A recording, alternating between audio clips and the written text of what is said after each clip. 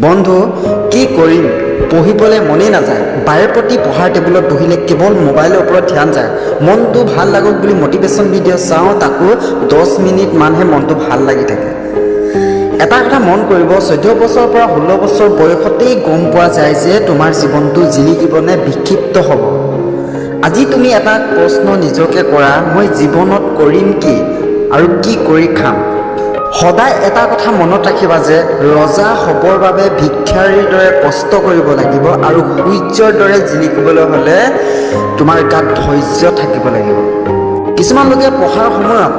বা পঢ়াৰ টেবুলত বহাৰ সময়ত এটা মনত ভাৱ আহে যে কালিলৈ পঢ়িম পৰহি পঢ়িম সময় আছে এক্সামৰ আগত পঢ়িম কিমান দিন পাছত পঢ়িম কৰি থাকিবা এটা সময় আহিব যিদিনা তোমাৰ শেষ পৰ্যায় আহিব তেতিয়া তুমি ক'বা নেকি যে কাইলৈ কৰিম বুলি তোমাৰ জীৱনৰ বাবে কিবা হওক বুলি আশা কৰি আছে এই কথাটো কৈছোঁ কেৱল তোমাৰ মা দেউতাৰ কথা যিয়ে তোমাক প্ৰত্যেক সময়ত তোমাৰ ভালৰ বাবে পঢ়িবৰ বাবে সকাহ দি থাকে